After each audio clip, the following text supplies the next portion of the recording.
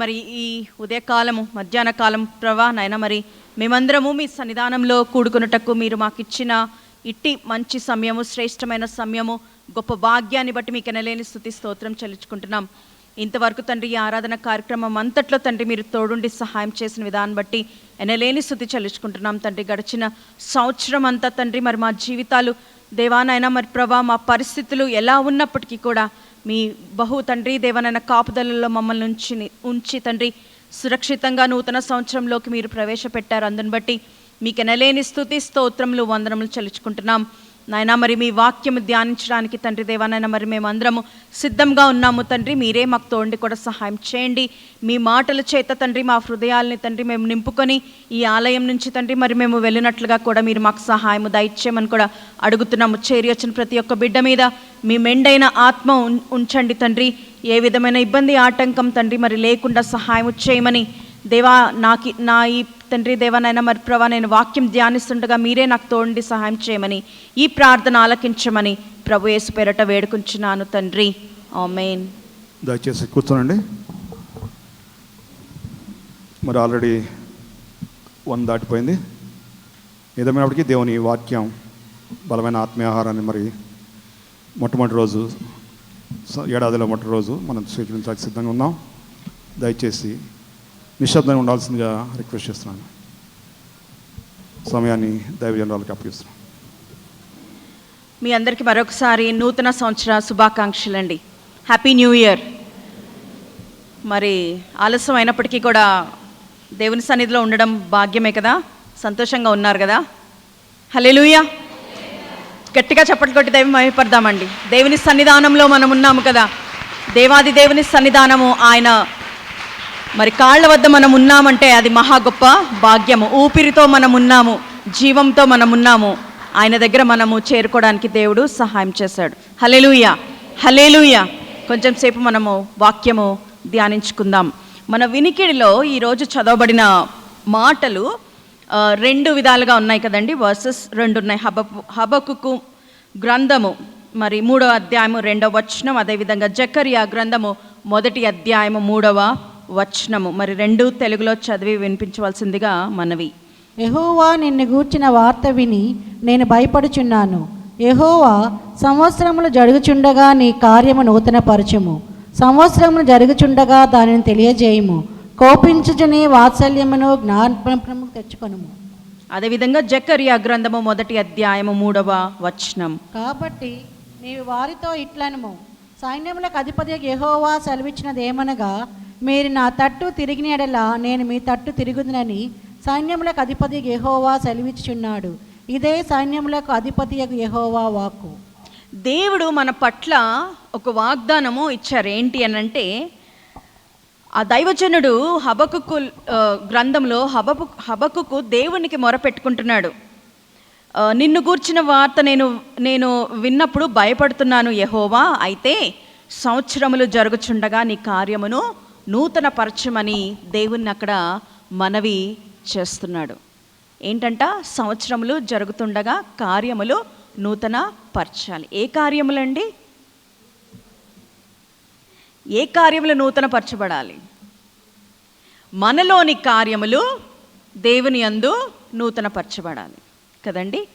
అయితే జకర్యా గ్రంథంలో ఒక మాట కూడా దేవుడు సెలవిస్తున్నాడు. జకర్యా గ్రంథము 1వ అధ్యాయం 3వ వచనంలో మనం చదువుకున్నాం. నేను పర్టికులర్గా చదివి వినిపిస్తున్నాను. మీరు నా తట్టు తిరిగిన ఎడల నేను మీ తట్టు తిరుగుతును. దేవుడు నూతన పరుస్తానంటున్నాడు. కార్యాలు, మనలో కార్యాలు, మన కోసము కార్యాలు దేవుడు నూతన పరచడానికి ఇష్టపడుతున్నాడు. కానీ దాంతోపాటు దేవుడు కూడా అడుగుతున్నాడు, ఏంటి ఎక్స్పెక్ట్ చేస్తున్నారు ఏంటి అని అంటే, మీరు నా వైపు తిరగండి, అప్పుడు నేను మీ వైపు తిరుగుతాను. అంతే కదా, అంతే కదా. మనము దేవుని వైపు తిరిగిన ఎడల దేవుడు మన పట్ల కార్యములు తప్పక నూతన పరుస్తాడు. పోయిన సంవత్సరం గురించి ఎవరిని మనము కదిపినా చాలా బాగుందండి, సూపర్ అండి అని అంటారా? మనకి ఏ కొదువు లేకపోయినా కూడా ఏదో పోగొట్టుకున్న ఫీలింగ్ కదండి కదా. ఎన్నో మిస్ అయిపోయాము, చాలా కార్యాలకు వెళ్ళలేకపోయాము.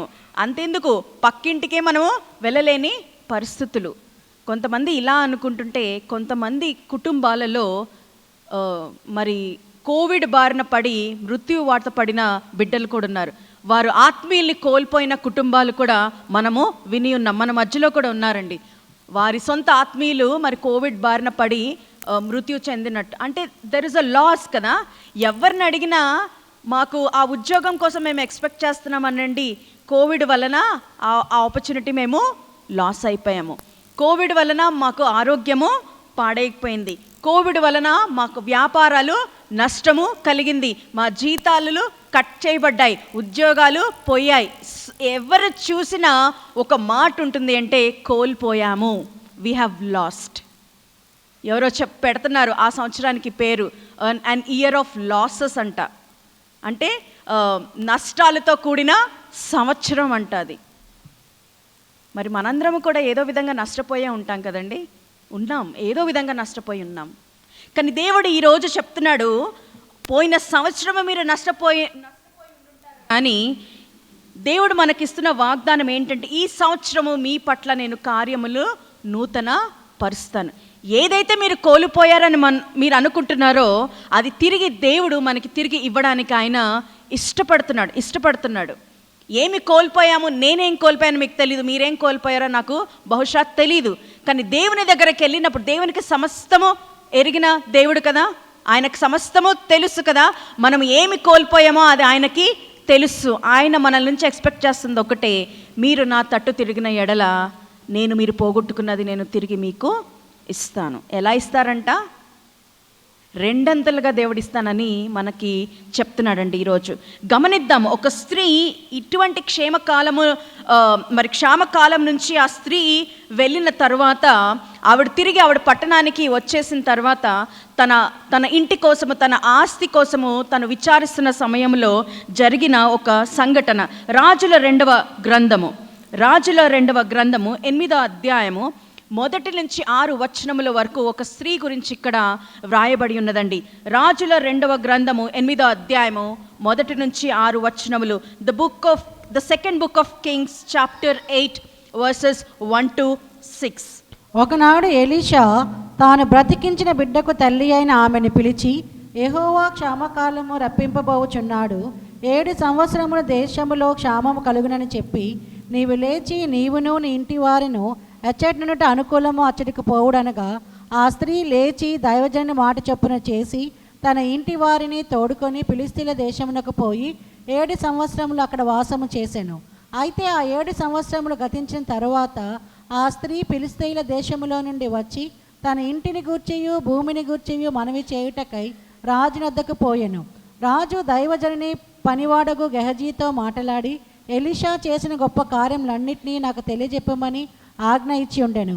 అతడు ఒక మృతునికి ప్రాణము తిరిగి రప్పించిన సంగతి వాడు రాజునకు తెలియజెప్పుచుండగా, ఎలీషా బ్రతికించిన బిడ్డ తల్లి తన ఇంటిని గూర్చియు భూమిని గూర్చియు రాజుతో మనవి చేయవచ్చెను. అంతటి గెహజీ, నా ఏలినవాడవైన రాజా, ఆ స్త్రీ ఇదే, మరియు ఎలీషా తిరిగి బ్రతికించిన ఈమె బిడ్డ వీడే అని చెప్పగా, రాజు ఆ స్త్రీని అడిగినప్పుడు ఆమె అతనితో సంగతి తెలియజెప్పాను. కాబట్టి రాజు ఆమె పక్షముగా ఒక అధిపతిని నియమించి ఆమె సత్తు యావత్తును ఆమె దేశము విడిచినప్పటి నుండి నేటి వరకు భూమి ఫలించిన పంట యావత్తును ఆమెకు మరలా ఇమ్మని సెలవిచ్చాను. ఈ స్త్రీ షూనేమిరాయలు. ఎలీషా మరి షూనేము పట్టణానికి వెళ్తున్నప్పుడు ఈ స్త్రీ తన ఇంట్లో ఎలీషా ప్రవక్తకి ఆతిథ్యము ఇచ్చిన స్త్రీ. మనందరికీ తెలుసు ఆ యొక్క సంఘటన బైబిల్లో. మరి ఆతిథ్యం ఇవ్వడమే కాదు, ఎలీషా ప్రవక్త కోసము ఆమె ఒక గది కట్టించడము, ఆయనకన్నీ సదుపాయాలు అక్కడ సమకూర్చడము. ఎలీషా పట్టణానికి వెళ్ళినప్పుడల్లా వాళ్ళ ఇంటికి వెళ్ళి అక్కడ ఆతిథ్యం స్వీకరించి ఆ గదిలో మరి ఉండి మరి వెళ్తున్న సందర్భము. ఒకనొక రోజు మరి ఎలీషా ఆమెకి కబురు పెడతాడు గెహాజీతో, అమ్మ నీకేం కావాలి, రాజుతో అయినా సైన్యాధిపతితో అయినా నీకేదన్నా చెప్పించాలా, should I recommend something for you, ఎందుకంటే నీవు మా ఎడల శ్రద్ధాభక్తి కలిగి నీవు ఉన్నావు అని అక్కడ చెప్తున్న తరుణం. అయితే ఆవిడ చెప్తుంది, అవసరం లేదయ్యా, నేను నా స్వజనుల మధ్యలో నేను ఉన్నాను, నాకేమీ అవసరం లేదు అని. కానీ గెహాజీ చెప్తాడు ఎలీషాకి, ఈమెకి కొదువ ఏంటి అని అంటే తనకు సంతానము లేదు. అప్పుడు ఎలీషా ఆశీర్వదిస్తాడు ఈ స్త్రీని, పిమ్మట వచ్చే సంవత్సరానికల్లా నీ కౌగిట ఒక కుమారుడు ఉంటాడు అని చెప్పి. అయితే ఆవిడ అబద్ధం ఆడవద్దు అని అంటుంది, ఎందుకంటే నమ్మకం లేదు దేవుడు కార్యం చేస్తాడని. కానీ దేవుడు ఆ స్త్రీ పట్ల కార్యము చేసి తనకు ఒక కుమారుడిని అనుగ్రహిస్తాడు. మనకు తెలుసు ఆ తర్వాత కుమారుడు జబ్బు పడితే ఎలీషా ఆ బిడ్డని బ్రతికిస్తాడు కదా. ఆ స్త్రీ ఈ స్త్రీ మరి 7 సంవత్సరాలు మరి కరువు వస్తుంది, కాటకం వస్తుందని ఎలీషా చేత హెచ్చరింపబడి తను ఏం చేస్తుందంటే వేరే దేశానికి తను వెళ్ళిపోతుంది. 7 సంవత్సరాలు అయిపోయిన తర్వాత తన సొంత దేశానికి తను మరి షూనేము పట్టణానికి తను తిరిగి వచ్చిన సందర్భంలో తన ఆస్తి కోసము మరి తనకున్న ప్రాపర్టీ విషయము విచారణ చేయడానికి రాజు దగ్గరికి తను వెళ్తుంది. లుక్ ఎట్ ద టైమింగ్ అండి, ఆ టైమింగ్ చూడండి. రాజు దగ్గరికి తను వెళ్తున్న సమయంలో, తన బిడ్డని తీసుకొని రాజు దగ్గరికి వెళ్తున్న సమయంలో ఎలీషాతో ఆ రాజు అంటాడు, క్షమించండి, గెహాజీతో ఆ రాజు అంటాడు, ఎలీషా చేసిన అద్భుత కార్యములు నాకు వివరించమంటే మరి గెహాజీ లేచి నుంచొని చెప్తున్నాడు. ఎవరి గురించి అని అంటే ఎలీషా ఒక బిడ్డకి ప్రాణము తిరిగి పోశాడు అని చెప్తున్న సందర్భం అప్పుడే వాకిటన మరి ఆ తల్లి ఎవరి ప్రాణమైతే మరి ఎలీషా ప్రవక్త బ్రతికించాడో ఆ బిడ్డని తీసుకొని ఆ తల్లి ఆ వాకిటలోకి వచ్చి ఉండడం మనము అక్కడ గమనించగలమనండి. వచ్చిన తర్వాత ఇదిగో ఎవరినైతే ఎలీషా బ్రతికించాడో ఆ బిడ్డ ఈ బిడ్డే, ఈవిడ ఆయన ఆ బిడ్డ యొక్క తల్లి అని చెప్పి చూపించినప్పుడు రాజు మళ్ళీ అడుగుతాడండి తనని. ఏంటి అని అంటే రాజు అడుగుతున్నాడు ఆమెని, నువ్వు నిజమేనా, ఇది జరిగిన విషయమేనా అని చెప్పేసి అక్కడ అడిగినప్పుడు తను ఆ స్త్రీ అంతా ఎక్స్ప్లెయిన్ చేస్తుంది. నిజమే, నా జీవితంలో దేవుడు ఈ కార్యము చేశాడు. ఆ వెంటనే జరిగిన మాట ఒకసారి గమనిద్దాం. 6వ వచనంలో రాజు ఆ స్త్రీని అడిగినప్పుడు ఆమె అతనితో సంగతి తెలియచెప్పాను. కాబట్టి రాజు ఆమె పక్షముగా ఒక అధిపతిని నియమించి ఆమె సొత్తు యావత్తును, ఆమె దేశము విడిచినప్పటి నుండి నేటి వరకు భూమి ఫలించిన పంట యావత్తును ఆమెకు మరలా ఇమ్మని సెలవిచ్చాను. రాజు ఏం చేశాడంట, ఆమె పక్షమున ఒక అధిపతిని నియమించాడు. ఆమె పక్షమున ఒక అధిపతిని నియమించాడు. ఇంగ్లీష్లో ఉంటుంది, restore all that was hurts. Restore all that was hurts. తనకి ఏదైతే తనది ఉండిందో అదంతా ఆమెకి మరలా ఇప్పించమని చెప్పి అక్కడ రాజు సెలవిస్తున్నాడు. ఈరోజు మనము ఏ రాజు దగ్గరికి వెళ్ళాలండి? మనకేమైనా కావాల్స్తే యేసు రాజు దగ్గరికి కదా. మనము మనుషుల దగ్గరికి వెళ్ళొచ్చు అంటే వెళ్ళండి. అంతకంటే ముందు మనం వెళ్ళాల్సింది ఎవరి దగ్గరికి? యేసు దేవుడి దగ్గరికి. మహా గొప్ప శక్తిమంతుడు, మనకి సమస్తము సమకూర్చి చేయు దేవుడు, రాజులకు రాజైన యేసు దగ్గరికి మనము వెళ్ళినడల్లా ఆయన మన పక్షాన కార్యము నెరవేరుస్తాడు. అంతే కదండి. ఒకసారి గమనిద్దాము. రోమీలకు రాసిన పత్రిక 8వ అధ్యాయము 31వ వచనంలో పౌలు రోమీలకు రాస్తూ చెప్తున్న ఈ మాట,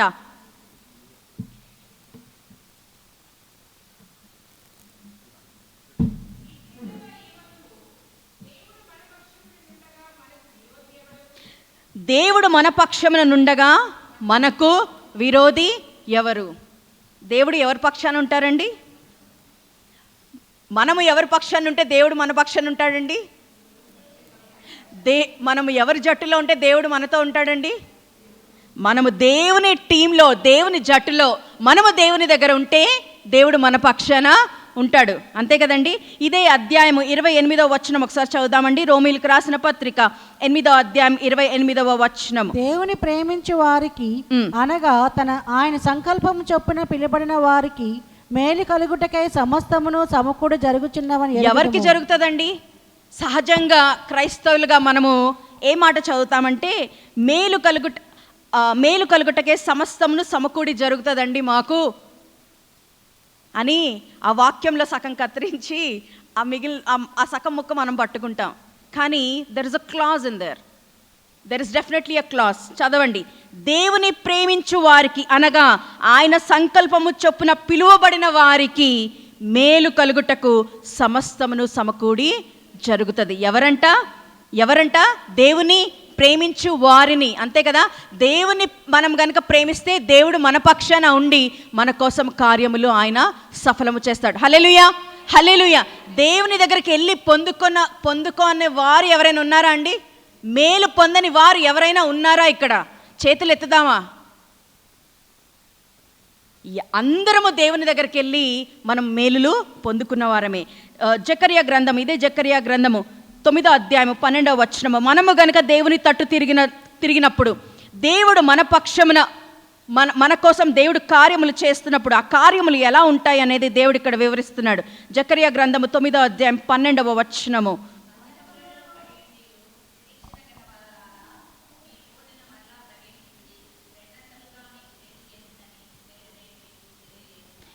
బంధకములలో పడి ఉండి నిరీక్షణ గలవారలారా. ఎవరి మీద నిరీక్షణ? దేవుని మీద నిరీక్షణ. నా సహాయము ఎక్కడి నుంచి వస్తుందని దావీదు మహారాజు అంటున్నాడు.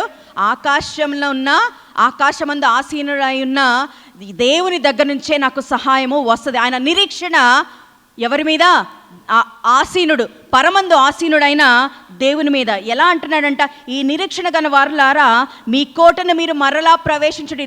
Turn to the stronghold, turn to the stronghold. Stronghold అంటే మన దేవుని దగ్గరికి ఎప్పుడైతే మీరు తిరుగుతారో రెండింతలుగా మీకు మేలు చేసేదనని దేవుడు ఇక్కడ ప్రకటన చేస్తున్నాడు. రెండింతలుగా. మరి యాంప్లిఫైడ్ వర్షన్లో ఇలా ఉంటుంది, I'm declaring that I will restore double two you, I will restore double two you. దేవుని వైపు, దేవుని తట్టు గనక మనము తిరిగిన ఎడల దేవుడు మనం కోల్పోయిన సమస్తాన్ని తిరిగి రెస్టోర్ చేయడానికి దేవుడు ఈరోజు ఇష్టపడుతున్నాడండి. ఆయన ఎక్స్పెక్ట్ చేస్తుంది ఒకటే, మనము ఆయన తట్టు తిరగడము.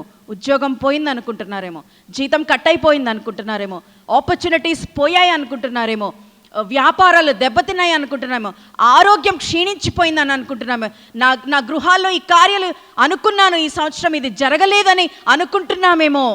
మనం చేయవలసింది ఈ నూతన సంవత్సరంలో మనలో కార్యములు నూతన పరచబడాలనంటే, కొత్త కార్యములు మన జీవితాల్లో, మన హృదయాలలో, మరి మన కుటుంబాలు జరగాలి అనంటే మనం చేయవలసింది ఒక్కటే, దేవుని మన పక్షాన మనం ఉంచుకోవాలి. అది ఎప్పుడు జరుగుతుంది? మనము దేవుని వైపు తిరిగినప్పుడే. ఒక చిన్నోడు ఉన్నాడంట, డాడీ గ్రాసరీ స్టోర్కి వెళ్తుంటే నేను వస్తాను పరిగెట్టాడంట. సరే పదా అని తీసుకెళ్తే చాలా రోజులకి వెళ్ళాడంట, లాక్డౌన్ బహుశా చాలా రోజులకి వెళ్ళాడంట. వెళ్తే షాపోడు ఆ చిన్నోడిని కూడా పలకరించి, కావాల్సిన సరుకులు అన్నీ ఇచ్చి చిన్నోడిని పలకరించి, ఎలా ఉన్నావు చోటు అంటే బాగున్నాను అంకుల్ అన్నాడంట. మరి చాక్లెట్ డబ్బా తీసుకో బాబు చాక్లెట్స్ అన్నాడంట. వీడు అంటున్నాడంట. అక్కడి నుంచి పర్లేదు తీసుకో అంటున్నాడంట. ఆ షాప్ కీపర్ అంటున్నాడంట. పర్లేదు బాబు తీసుకో, మొహమాటం ఏముంది, చాలా రోజులు అయింది కదా అంటే వాడు వెంటనే వాళ్ళ డాడీ వైపు తిరిగాడంట. ఇట్లా వాళ్ళ డాడీ అనుకున్నాడంట, ఆహా నా కొడుకు ఎంత ఒబీడియన్స్గా తిరుగుతున్నాడు, నన్ను పర్మిషన్ అడుగుతున్నాడు, ఫుల్ ఉప్పొంగిపోయాడంట. తీసుకోరా పర్లేదు అన్నానంటే ఆహా అంటున్నాడంట వాళ్ళ డాడీతో కూడా. ఆ షాప్ కీపర్ అన్నాడంట, సర్లే పర్లేదండి మీరు తీసుకోండి అని అన్నానంటే ఆయన చేయి పెట్టి తీసి ఈ కుర్రాడికి ఇచ్చాడంట. సరే బాబు వస్తామని చెప్పి వెళ్ళిపోతుంటే తండ్రి ఉప్పొంగిపోయి, ఎరా నా పర్మిషన్ అడుగుతున్నావా, అందుకే నా వైపు తిరిగాడంటే, ఊరుకో డాడీ అన్నాడంట. ఏంట్రా ఊరుకో అంటున్నావు ఏంట్రా అంటే, పర్మిషనే ఏమన్నా, చూడు డాడీ నా చెయ్యి ఎంత చిన్నగా ఉందో, నేను తీస్తే ఎన్ని వస్తాయి? 3 చాక్లెట్స్ వస్తాయి, నువ్వు తీస్తే చూడు ఎన్ని వచ్చినాయి? 7 చాక్లెట్స్ వచ్చినాయి, డబల్ వచ్చినాయి కదా డాడీ, అందుకే నీ వైపు తిరిగా. Children are smart, children are definitely smart. మరి మనల్ని సృష్టించిన మన కన్న తండ్రి మనకి తెలివి కదా, జీవము, మన అంతరంగంలో ఆత్మ పెట్టినప్పుడు చిన్న ఆటి కోసమే మనం దిగులు పడిపోతున్న సందర్భాల్లో ఈరోజు దేవుడు మన వినికిళ్ళలో మాట ఉంచుతున్నాడు, మీరు నా తట్టు తిరగండి, రెండింతలు మేలు నేను మీకు చేస్తాను. I will restore back everything which you have lost in 2020. 2021 will definitely be a new year. It will be definitely a different kind of year. But the only cause and the reason or a clause is that you have to turn towards me. నా వైపు మీరు తిరగండి, మీకు ఏది కొదువు ఉందో దానికి నేను double మీకు తీసుకొచ్చి నేను ఇస్తాను. తిరుగుదామండి దేవుని వైపు తిరగడానికి ఇష్టపడదామా ఈ సందర్భంలో? రెండవది ప్రతిదీ దేవుడు నూతన పరచడానికి ఇష్టపడుతున్నాడు కదా. He wants to give us all something new year అని అంటేనే కొత్త కార్లో, కొత్త వెహికల్స్, ఇంట్లో ఏదో ఒకటి కొత్త సామాన్లో, ఏది లేకపోతే కనీసం కొత్త బట్టలో, సంథింగ్ న్యూ కదా. కొత్తది ఏంటంటే ఫస్ట్ రోజు కొత్తది వేసుకుంటే సంవత్సరం అంతా నిజంగా వేసుకుంటామా అండి? కానీ that's kind of a very different feeling కదా. సంవత్సరంలో మొదటి రోజు అన్నీ కొత్తగా ఉండాలి, టిప్ టు టో అన్నీ కొత్తగా ఉండాలి. కొత్త హెయిర్ కట్, కొత్త dye, what not, so many new things. మనమే ఇలాగా కొత్త సంవత్సరము డేట్ మారుతుంది, క్యాలెండర్ మారిపోతుంది, సంవత్సరం మారిపోతుంది, మనమే ఇలాగ కొత్తది అనుకుంటుంటే దేవుడు మనకి ఎప్పుడో వాగ్దానం చేశాడు, నేను మిమ్మల్ని నూతన పరుస్తాను. మక్లేసీ ఇండియన్స్ అని ఒక నార్త్ అమెరికాలో ఒక తెగ ఉందట. ఈ కొత్త సంవత్సరం వస్తున్నప్పుడల్లా వారు ఒక పని చేస్తారంట. చాలా తక్కువ సంఖ్యలో ఉంటారంట ఆ జాతి వారు. కొండ ప్రాంతాల్లో, అడవి ప్రాంతాల్లో వాళ్ళు నివసిస్తారు. మరి గుడిసెల్లాగా అట్లా వేసుకొని వాళ్ళు ఉంటారు. వాళ్ళందరూ కలిసి ఒక పని చేస్తారంట. నూతన సంవత్సరం వస్తుంది అనగా ఇంట్లో పాతవి ఏ ఉన్నా, మట్టి పాత్రలు, వండుకునే పాత్రలు, వారు కర్రతో చేసుకున్న కుర్చీలు, బల్లలు, ఆఖరికి వారి దగ్గర ఉన్న బట్టలు వారు ముందు నుంచే ఏం చేస్తారంటే వారి కోసం కొత్త బట్టలు, కొత్త పాత్రలు, కొత్త ఫర్నిచర్, వుడ్తో అంతా చేసుకుని సిద్ధపరచుకుంటారంట. ఇంకొక 2 రోజులు ఉంది నూతన సంవత్సరం అనగా పాతవన్నీ తీసుకెళ్ళి ఒక చోట కుప్ప వేసేసి దాన్ని కాల్చేస్తారంట. ఆ ఊరి పెద్ద ఎవరు ఉంటారో దాన్ని కాల్చేస్తారు. కాల్చేసిన తర్వాత వారు ఆ రాత్రికి ఇంటికి వెళ్ళిపోయి ఉదయము అంటే నూతన సంవత్సరం రోజు వారు తమను తాము శుద్ధిపరచుకొని చక్కగా స్నానాలు చేసి కొత్త బట్టలు వేసుకుని వారు ఏం చేస్తారంటే మళ్ళీ ఫ్రెష్గా అడవిలోకి వెళ్ళి పుల్లలన్నీ ఏరుకొని వచ్చి ఆ మధ్యలో కుప్పగా వేస్తే మళ్ళీ దాన్ని అంటిస్తారంట. అంటించిన తర్వాత ఒక్కొక్క కుటుంబము ఆ యొక్క మంట దగ్గర నుంచి ఒక్కొక్క పుల్ల తీసుకొని అప్పుడు వారి ఇంటికి వెళ్ళి పొయ్యిని వారు అంటించుకుంటారంట. ద కస్టమ్ ఇది ఒక హెన్రీ డేవిడ్ థోరియో అని ఆయన క్లాసిక్ బుక్ వైల్డెన్ అనే బుక్లో ఈ యొక్క రెన్యూవల్ అండ్ న్యూ లైఫ్ అనే ఒక కాన్సెప్ట్ చెప్పి ఈ జాతి దగ్గర ఆయన గమనించింది ఆ పుస్తకంలో రాయబడి ఉంది. ఆయన ఇలా చెప్తున్నాడు, it is an outward and visible sign of an inward and spiritual grace. మనము కూడా పాతయన్నీ తీసుకెళ్ళి పడేస్తాం. ఎప్పుడు? ప్రతి ఇయర్ పడేయం కదండి, ప్రతి ఇయర్ పడేయం. దాన్ని బాగా వాడి then we will throw, but we will definitely throw it off. Old has to go, new has to come. అయితే దేవుడు మన పక్షాన మరి ఉన్నప్పుడు మనము ఆయన వైపు త్రిప్పబడాలని, ఆయన మనల్ని నూతన పరచడానికి ఆయన ఇష్టపడుతున్నాడు. ఒకసారి చదువుదామండి. ఎఫెసీయులకు రాసిన పత్రిక 4వ అధ్యాయం 22 నుంచి 24 వరకు. ఎఫెసీయులకు రాసిన పత్రిక 4వ అధ్యాయం 22 నుంచి 24 అధ్యాయం వచనములు.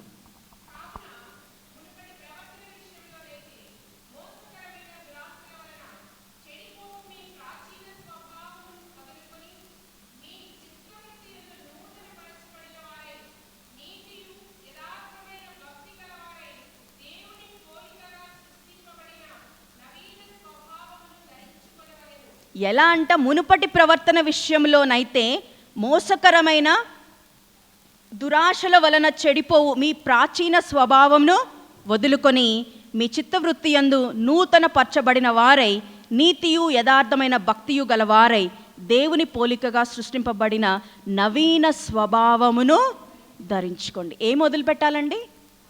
ప్రాచీన స్వభావం. ఏం ధరించుకోవాలి? నవీన స్వభావం. ఒకరోజు కొత్త బట్టలు వేసుకుంటే మళ్ళీ రేపు మళ్ళీ కొత్త బట్టలు వేసుకుంటామా? పాతకి వెళ్ళిపోతున్నాం కదా. దేవుడు అంటున్నాడు, మీ ప్రాచీన స్వభావంని వదిలేసుకోండి.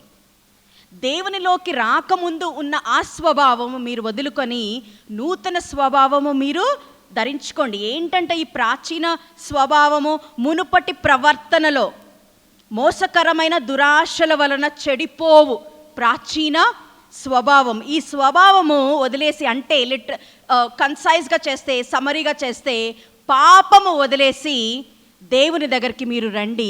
దేవుడు ఇచ్చిన మహిమ వస్త్రము, నీతియు యథార్థత అయిన భక్తి అనే వస్త్రము మనము వేసుకొని వెళ్ళాలని దేవుడు ఇక్కడ ఆశపడుతున్నాడు. అది నూతన పరచబడడం, లేతే నవీన స్వభావంని మనము ధరించుకోవడము. జ్ఞాపకం చేసుకుందామండి, మనము యేసుక్రీస్తులో మనము రక్షింపబడి ఎన్నో సంవత్సరాలు అయిపోయి ఉంటుంది. మనము ఇంకా రోజు నూతన పరచబడుతున్నామా? ఎప్పుడో రక్షింపబడ్డాము 10 ఏళ్ల క్రితమో, 20 ఏళ్ల క్రితమో, లేకపోతే 2 ఏళ్ల క్రితమో, 1 సంవత్సరం క్రితమో, అప్పుడున్న ఎంతూజియాజము, అప్పుడున్న ప్రేయర్ లైఫ్, అప్పుడున్న బైబిల్ రీడింగ్ ఇప్పుడుందా? చాలామందికి ఉండే ఉండొచ్చు. మరి చాలామంది మిగిలిన వాళ్ళ విషయం మనము మళ్ళీ వెళ్ళిపోతున్నాము వెనక్కి. Maybe we want to get back on to the old cloth. దేవుడు అదే చెప్తున్నాడు, వద్దు, అక్కడికి వెళ్ళొద్దు, మీ ప్రాచీన స్వభావము విడిచిపెట్టి నూతన నవీన స్వభావమును మీరు ధరించుకోండి అని దేవుడు ఈరోజు మనతో పలుకుతున్నాడు. అది ఎప్పుడు జరుగుతుంది? మనము దేవుని వైపు మనము తిరిగినప్పుడు మాత్రమే. దావీదు మహారాజును జ్ఞాపకం చేసుకుందాం. దావీదు మహారాజుకి ఉన్న ట్యాగ్ లైన్ ఏంటండి? ఆయన దేవుని హృదయానుసారుడు కదా. అంటే దేవుడు ఏమనుకుంటున్నాడో ఆయన కూడా అదే అనుకుంటున్నాడు. ఎగ్జాక్ట్లీ. ఎవరికి లేదు ఆ సంబోధన. దేవుడే స్వయానా చెప్తున్నాడు, నా హృదయానుసారుడు. అంటే దేవుడు ఏమనుకుంటున్నాడో దావీదు కూడా అదే అనుకుంటున్నాడు. కానీ దావీదు ఆయన జీవితంలో పలుమార్లు తప్పిపోతున్న సందర్భంలో, ఒక సందర్భం ప్రత్యేకంగా బెత్షెబాని తను తీసుకున్న సందర్భంలో నాతాను ప్రవక్త వెళ్ళి హెచ్చరిస్తున్నప్పుడు దావీదు మహారాజు పలుకుతున్న మాటలు ఒకసారి జ్ఞాపకం చేసుకుందామా? ఆయన పాపము గురించి ఎప్పుడైతే నాతాను ప్రవక్త దావీదుకు జ్ఞాపకం చేశాడో, దావీదు దేవుని యందు భయభక్తి గలవాడే, అయినప్పటికీ కూడా శోధనలో పడిపోయాడు. శరీరాశకి ఆయన లోనైపోయాడు. He was drawn towards a temptation. తెలియకనేనా అంటే అది intentional, unintentional, whatever it is, ఆయన దేవుని ఎదుట ఆయన తప్పు చేశాడు. కీర్తనల గ్రంథము 51వ అధ్యాయంలో ఎప్పుడైతే నాతాను ప్రవక్త వెళ్ళి దేవుని బట్టి దావీదుని హెచ్చరించాడో, ఆయన చేసిన తప్పు ఆయనకి ఎత్తి చూపించాడో, దావీదు మహారాజు దేవుని సన్నిధిలో గోజాడుతున్నాడు, మొరపెడుతున్నాడు, విన్నపంపు చేసుకుంటున్నాడు, ఏడుస్తున్నాడు. 3వ వచనం నుంచి, నా అతిక్రమములు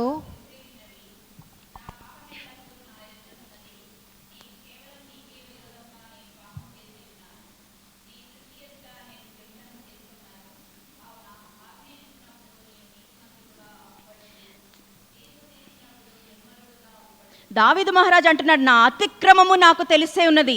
ఐ నో మై ట్రాన్స్గ్రెషన్. నా పాపము ఎల్లప్పుడూ నా ఎదుట ఉన్నది. My sin is always surviving right in front of me. ఇది నీకు ఇష్టం లేనిది కదా. అందుకే ఆయన అంటున్నాడు, కేవలము నీకే నేను విరోధముగా నేను పాపం చేసి ఉన్నాను, నేను చెడుతనము నేను చేసి ఉన్నాను, నన్ను వదలకు, నన్ను త్రోసివేయకు అని చెప్పి 10వ వచనంలో చెప్తున్న మాట.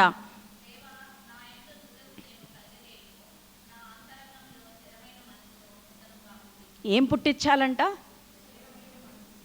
శుద్ధ హృదయము కలుగు చేయదేవా. మొదట ఆయన అడుగుతున్నాడు, హృదయాన్ని శుద్ధీకరించమంటున్నాడు. So that you will get good thoughts out of your heart. తర్వాత ఆయన చెప్తున్నాడు, నా అంతరంగములో స్థిరమైన మనస్సును నీవు నూతనముగా పుట్టించు. నీ నుంచి నేను ఎక్కడికో వెళ్ళిపోయాను, నా పాత స్వభావానికి నేను ధరించుకొని నీ ఎదుట నేను పాపము చేశాను, కాబట్టి నన్ను నీవు శుద్ధీకరించు. నా అంతరంగములో స్థిరమైన మనస్సు నీవు నూతనముగా నాకు పుట్టించు. హృదయంలో ఆలోచనలు వస్తాయి. మనసులో మనం డెసిషన్స్ తీసుకుంటాం. That's the difference between heart and mind. హృదయంలో అనేకమైన ఆలోచనలు వస్తాయి, కానీ మైండ్ డిసైడ్ చేస్తుంది ఏది చెయ్యాలా, ఏది చెయ్యొద్దా. అందుకనే ఇక్కడ దావీదు మహారాజు అడుగుతున్నాడు, ముందు నా హృదయాన్ని నీవు శుద్ధీకరించు. ఎందుకంటే అందులో మంచి తలంపులు రావాలి. నీకు ఇష్టమైన తలంపులు నా హృదయంలో పుట్టాలి. పుట్టినప్పుడు ఆయన మళ్ళీ అంటున్నాడు, నా అంతరంగంలో స్థిరమైన మనసు నూతనముగా నీవు పుట్టించు. Give me a stable mind so that I can take a better decision and I would never again go back and fall in the temptation. స్థిరమైన మనస్సు దావీదు మహారాజు అడుగుతున్నాడు, నూతనముగా నా యందు నీవు పుట్టించు. దేవుడు ఇష్టపడుతున్నాడు స్థిరమైన నూతన మనసు మనకి ఇవ్వడానికి. కానీ మనము కూడా దావీదు మహారాజులాగా ఆయన సన్నిధానంకి వెళ్ళి ఒప్పుకోవాలి, నేను చేసినది తప్పే, నా పాపము, నా దోషము నీ ఎదుట ఉన్నది, అందుకని నన్ను క్షమించు అని మనం ఎప్పుడైతే అడుగుతామో, దేవుడు మన యందు శుద్ధ హృదయము, అదేవిధంగా స్థిరమైన మనస్సును కూడా నూతనముగా దేవుడు పుట్టించడానికి ఇష్టపడుతున్నాడు. రోమీయులకు రాసిన పత్రిక 12వ అధ్యాయము 2వ వచనం ఒక్కసారి చదువుదామండి. రోమీయులకు రాసిన పత్రిక 12వ అధ్యాయము 2వ వచనము.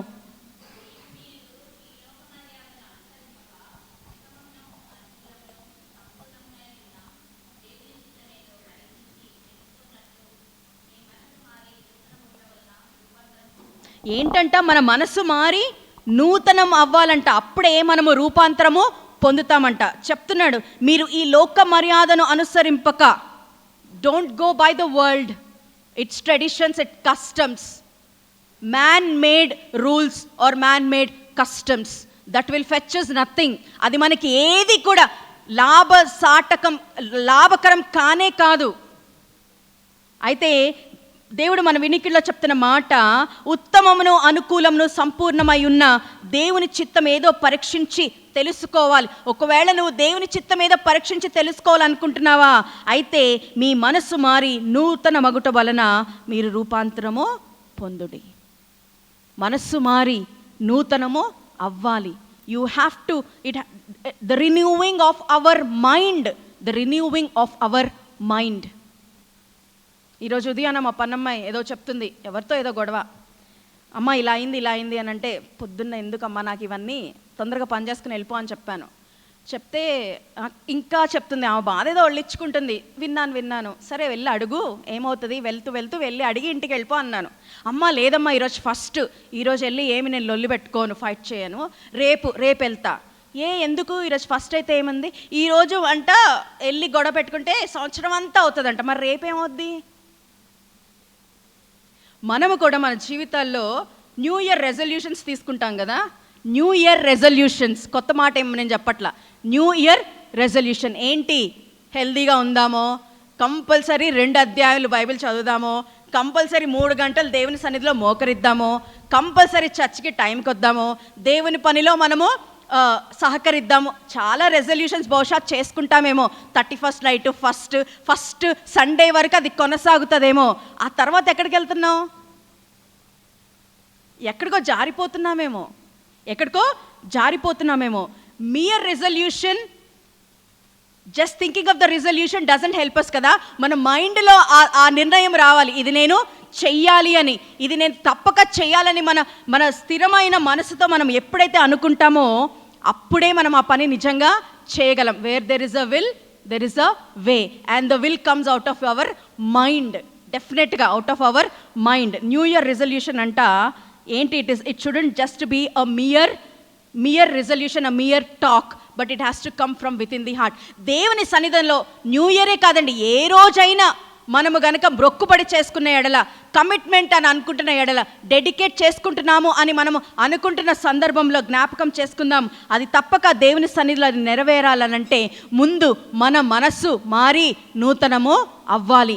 దేవుని సన్నిధిలో మాత్రమే అది అవుతుంది, దేవుని వైపు మనం తిరిగినప్పుడే. అందుకే దావీదు మహారాజు అంటున్న ఈ మాట మళ్ళొకసారి నేను జ్ఞాపకం చేస్తున్నాను. నా అంతరంగంలో స్థిరమైన మనసును నీవు పుట్టించు, లేకపోతే స్థిరమైన మనసును నూతనముగా నీవు పుట్టించు.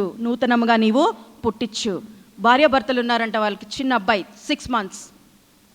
ఇలాగే చలికాలము, జలుబు చేసింది, దగ్గు, డాక్టర్ దగ్గరికి తీసుకెళ్లారంట.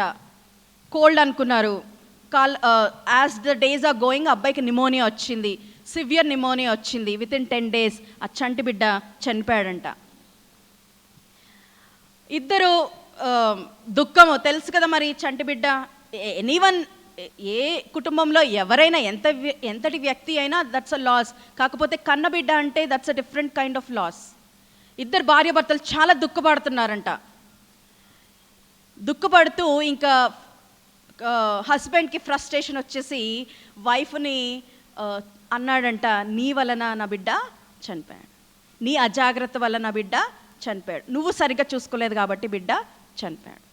వైఫ్ గేవ్ బ్యాక్ అ బీఫిట్టింగ్ రిప్లై. ఆమె కూడా తిరిగి అనిందంట, నా వల్ల కాదు, బహుశా నీ వల్ల అయి ఉంటుంది, నువ్వు సరిగ్గా చూసుకోలేదేమో అని చెప్పి. ఇద్దరు క్రిస్టియన్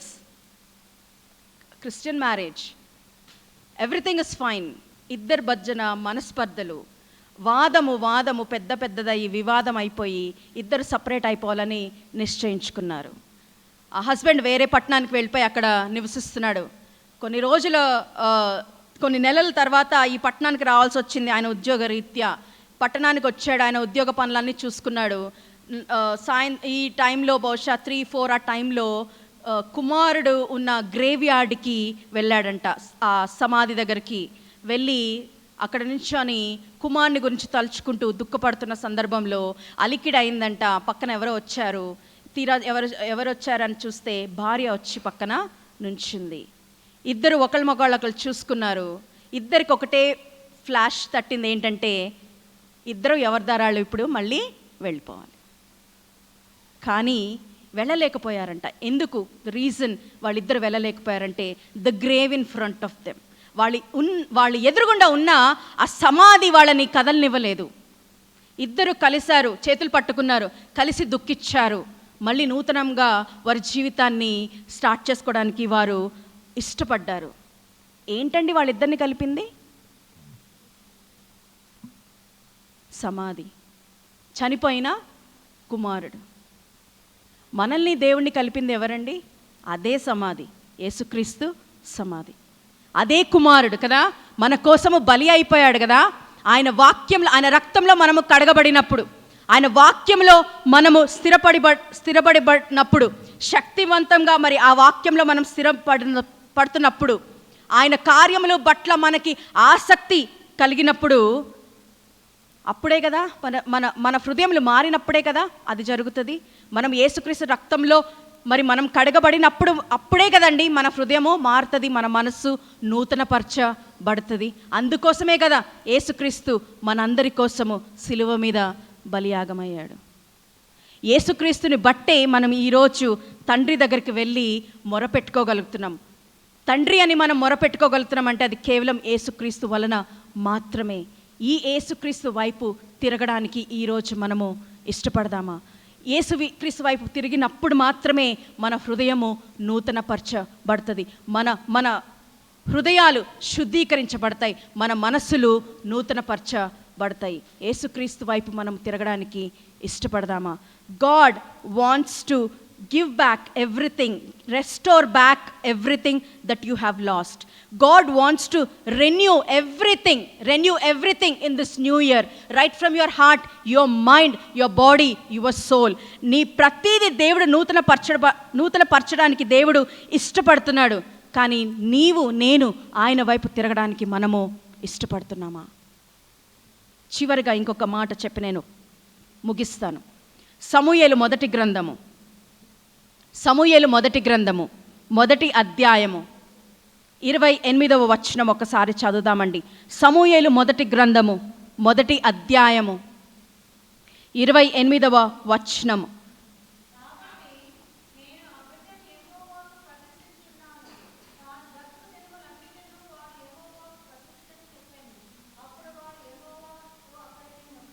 ఎవరండి ఇతను?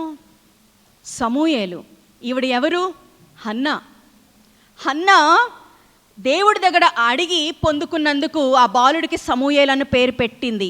తను మొక్కుకున్నట్టుగానే ఆ బాలుడిని తీసుకొచ్చి దేవుని సన్నిధిలో, దేవుని ఆలయంలో, దేవుని మందిరములో ప్రతిష్ఠిత చేసింది. She's dedicated him. ఎట్లా అంటే యెహోవా తాను బ్రతుకు దినములన్నిటను వాడు యెహోవాకు ప్రతిష్ఠితుడని చెప్పాను. ఇంగ్లీష్లో ఇలా ఉంటుందండి, as long as he lives he is dedicated to the Lord. As long as he lives he is dedicated to the Lord. ఎవరికండి? దేవునికి ఆ బిడ్డని తను డెడికేట్ చేసింది కదా. ఇదే సమూయేలు గ్రంథము 2వ అధ్యాయం 18-19 చదువుదామండి.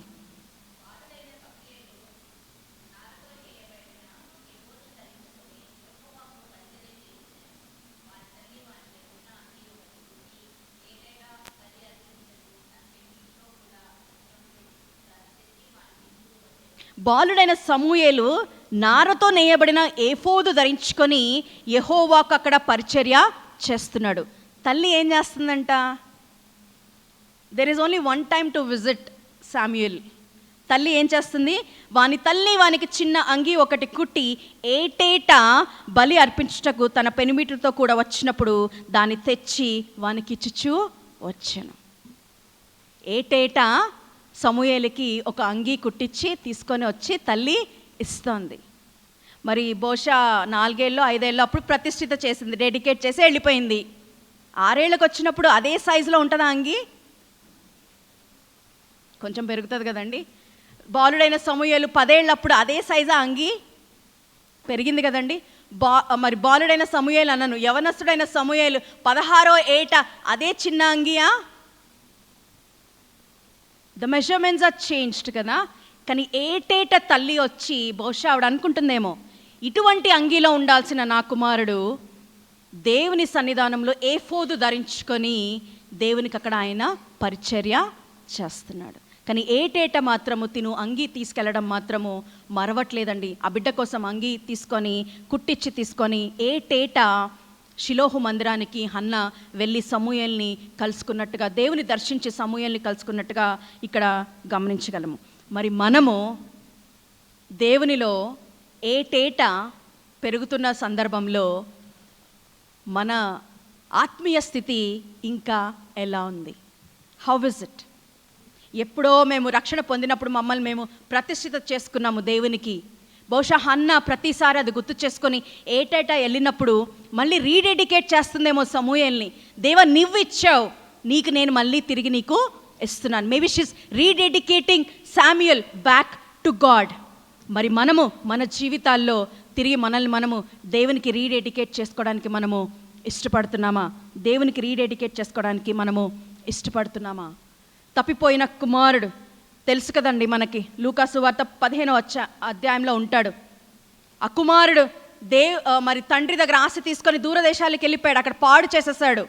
ఎంతో భయంకరమైన పరిస్థితి, ఫెమైన్ వచ్చింది, కరువు వచ్చింది, కాటకం వచ్చింది. ఆయనకు తిండి లేని సందర్భంలో ఎప్పుడైతే అతనికి బుద్ధి వచ్చిందో, when he got back his senses, ఆయన అనుకున్నాడంట, నా తండ్రి ఇంటి దగ్గర చాలామంది పనిచేస్తున్నారు, వారికి అన్నము సమృద్ధిగా అక్కడ ఉంటుంది. అందుకని అతను ఏం చేశాడంట, వెంటనే లేచి వెళ్ళి తండ్రి దగ్గరికి వెళ్ళిపోయాడంట. లేచి వెళ్ళి తండ్రి దగ్గరికి వెళ్ళాడంట. తండ్రి మరి బిడ్డని చూసిన తర్వాత ఏం చేశాడు, రాని నా దగ్గరికి, అప్పుడు నేను చూస్తాను అన్నాడా? ఇంకా వాడు దూరంగా ఉండగానే తండ్రి పరిగెత్తుకుంటూ వెళ్ళి వాళ్ళని కౌగిలించుకొని ముద్దు పెట్టుకున్నాడు. ఇంటికి తీసుకొచ్చి ఉంగరం ధరించాడు, కొత్త వస్త్రాలు, ప్రశస్తమైన కొత్త వస్త్రాలు ధరించాడు. చెప్పులు వేయండి అని చెప్పి అక్కడ మరి పనివారికి చెప్తున్నట్టు మనం ఇక్కడ గమనిస్తున్నాము. తర్వాత తండ్రి చెప్తున్న మాట, ఈ నా కుమారుడు చనిపోయి మరలా బ్రతికెను, తప్పిపోయి దొరికెను. మన స్థితి, జీవితంలో మన స్థితి, మన ఆత్మీయ స్థితి ఎలా ఉంది? Are we ready to rededicate hour cells again in this new year to God? దేవుని వైపు మళ్ళీ తిరిగి మనల్ని మనం పునఃప్రతిష్ఠిత చేసుకోవడానికి మనము ఇష్టపడుతున్నామా? దేవుడు అంటున్నాడు, మీరు నా తట్టు తిరుగుడి, నేను మీ తట్టు తిరిగేదను. కోల్పోయామనుకుంటున్నామేమో, God is ready to restore. దేవుడు మరలా మీకు తిరిగి ఇవ్వడానికి ఆయన ఇష్టపడుతున్నాడు. కానీ ఆయన మన నుంచి ఆశిస్తుంది ఆయన వైపు తిరగడానికి మాత్రమే. ఒకవేళ ఇవన్నీ మావి పాతవి, మా స్వభావము, మేము పాపంలో ఉన్నాము, కొట్టుమిట్టాడుతున్నామని అనుకుంటుంటే దేవుడు అంటున్నాడు, కుమారుని వైపు చూడు, రక్షణ భాగ్యము నీకు కలుగుతుంది. నూతన హృదయము, నూతన మనస్సు దేవుడు మీకు అనుగ్రహిస్తాడు. మీ ప్రాచీన స్వభావం మీరు విడిచిపెట్టి నవీన స్వభావం మీరు ధరించుకొనవచ్చు. ఎప్పుడు మనము రక్షకుడైన యేసుక్రీస్తు వైపు మనము తిరిగినప్పుడు, ఆయన రక్తంలో మనము కడగబడినప్పుడు, ఆయన వాక్యంలో మనము బలపరచబడినప్పుడు, ఆయన కార్యములందు మనము శ్రద్ధ కలిగినప్పుడు. ఈరోజు దేవుడు మనల్ని అడుగుతున్నాడు, మనల్ని మనము తిరిగి దేవునికి పునఃప్రతిష్ఠ చేసుకోవడానికి మనము ఇష్టపడుతున్నామా? Are we ready to rededicate hour selves? ఇంకా యేసుని నమ్మని వారైతే, are you ready to dedicate your selves to God? ఒకవేళ దేవుని నమ్మి యేసు నా రక్షకుడని మనం అన్న తరువాత ఇంకా మనం ఎక్కడైనా కొంచెం అటు ఇటు వెళ్ళిపోతున్న సందర్భాలు ఉన్నాయేమో, తిరిగి మనల్ని మనము తిరిగి ఆన్ ద ట్రాక్ మళ్ళీ దేవుని దగ్గరికి తెచ్చుకోవడానికి మనల్ని మనము మరి సిద్ధపరచుకుంటున్నామా? Are we ready to rededicate hour selves? God is saying, I will restore everything. God is saying, I will renew everything. నేను ప్రతిదీ మీకు మరలా తిరిగి రెండంతలుగా ఇస్తాను, ప్రతిదీ నూతన పరుస్తాను మీకు. మీరు తిరిగి నా దగ్గరికి రావడానికి మీరు ఇష్టపడుతున్నారా? నా వైపు చూడడానికి మీరు ఇష్టపడుతున్నారా అని దేవుడు మన ముందు ఒక ప్రశ్న ఉంచుతున్నాడు. దానికి సమాధానము మీరు దేవునికి తెలియచేయండి. 2 నిమిషాలు మనము కళ్ళు మూసుకుందాం. దేవుడు మనతో మాట్లాడిన ఈ మాటలు మనము ధ్యానించుకుందామండి. పోయిన సంవత్సరం బాధాకరమైన సంవత్సరం, ఇబ్బందికరమైన సంవత్సరం, నష్టపోయిన సంవత్సరం నాది. That was a loss, an year of loss అని అనుకుంటున్నామేమో. But God wants to restore double. He want to render double unto you. The only thing he's expecting is to turn towards him. God wants to give you a clean heart. God wants to renew your spirit, your mind rightfully in His word, in His blood. Are you ready? Are you willing to turn towards Him? If you are not yet come to the feet of the Savior, if you are not yet accepted Jesus as your personal Savior, ఇంకా యేసుక్రీస్తుని మీ సొంత రక్షకునిగా అంగీకరించలేదేమో, మీరు ఇంకా బాప్తిజము మీరు తీసుకొనలేదేమో, సహోదరుడా సహోదరి, ఇదే మంచి సమయము, జ్ఞాపకం చేసుకోనండి. యేసుక్రీస్తు దినమెల్లా మన కోసం చేతులు చాపుతూ మనం వస్తామేమో ఆయన ఎదురు చూస్తున్నాడు. తండ్రి ఎదురు చూస్తున్నట్టుగా, కుమారుడు ఇంకా దూరంగా ఉన్నప్పుడే తండ్రి వానికి ఎదురుగుండా పరిగెత్తుకుని వాడిని కౌగలించుకుని ముద్దాడినట్టు మనం ఇక్కడ గమనించగలము. మరి మనము దేవుని వైపు నుంచి ఒకవేళ తొలగిపోయామేమో, ఆయనకి విముఖత మనం చూపించామేమో. But this is the time to come back to the God. This is the time to rededicate ourselves. యేసు క్రీస్తు వైపు మనము మరులుదాము, ఆయన వాక్యం వైపు మనము మరులుదాము, ఆయన ప్రార్థనల యందు మనము మరి స్థిరముగా ఉందాము, ఆయన ఆత్మలో మనము బలపడడానికి మనము ఇష్టపడదామండి. దేవుని వైపు చూడడానికి మనము ఇష్టపడతాం. God will restore, God will renew everything. All that He needs is to come back and dedicate ourselves. All that He needs is to rededicate ourselves.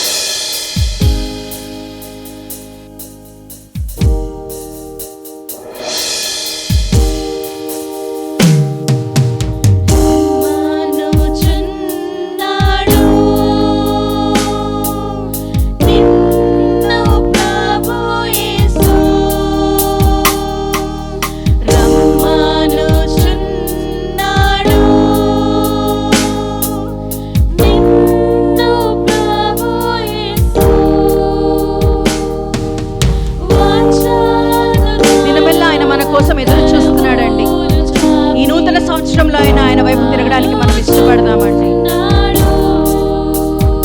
మన మీద ఆయన ఉన్న ప్రేమ అధికము, ఆ ప్రేమ ఎవరు ఇవ్వలేనిది.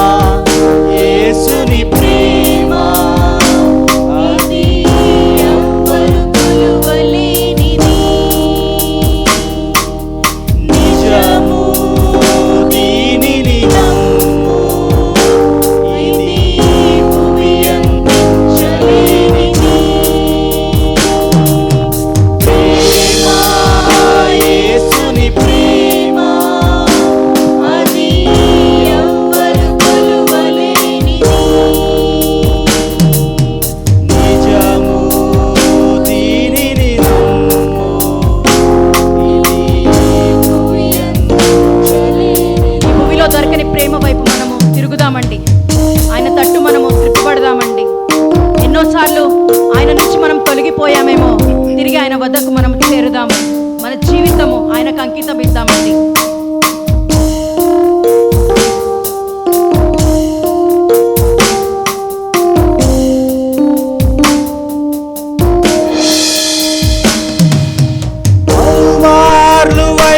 తొలగినాను పరలోక దర్శనము నుండి విలువైన నీ దివ్య పిలుపుకు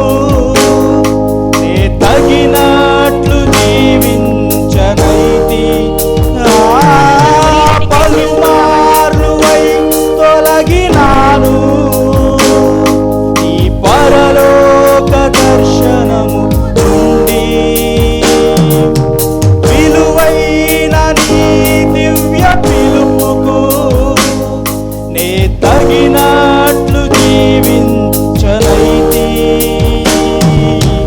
అయినా నీ ప్రేమతో నన్ను దరి చేర్చినావు.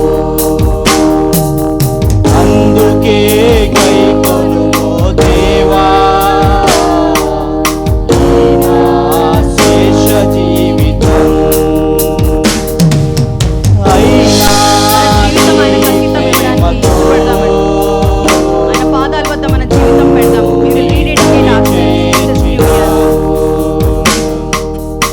అందుకే గైకొనుమో దేవా ఈ నా శేష జీవితం. ఇదిగో దేవా నా జీవితం, ఆపాదమస్తకం నీకంకితం. ఇదిగో దేవా నా జీవితం, ఆపాదమస్తకం నీకంకితం. శరణం ఆయన పాదాల వద్ద మనం శరణం శరణం నీ చరణం, శరణం నీ చరణం, శరణం నీ చరణం. ఇదిగో దేవా నా జీవితం, ఆపాదమస్తకం నీకంకితం. ఇదిగో దేవా నా జీవితం, ఆపాదమస్తకం నీకంకితం. ఆపాదమస్తకం నీకంకితం, ఆపాదమస్తకం నీకంకితం. ఎవరైనా దేవుని నమ్ముకున్న ఎడల, యేసుక్రీస్తు నా సొంత రక్షకుడని అనుకున్న ఎడల, మీరు సిద్ధపడిన ఎడల సంఘము మీకు ఆహ్వానం పలుకుతున్నదండి. మరి మీరు రక్షణ భాగ్యం అనుభవించడానికి, బాప్తిజం తీసుకోవడానికి ఇష్టపడితే మీరు సంఘాన్ని కాంటాక్ట్ చేయండి. రక్షణ భాగ్యంలో మేము మునిగి తేలుతున్నాము అని అనుకుంటున్నామేమో, దేవుని వైపు నుంచి మనం తొలగిన సందర్భాలు ఉన్నాయేమో, తిరిగి మనల్ని మనము దేవునికి రీడెడికేట్ చేసుకుందాం.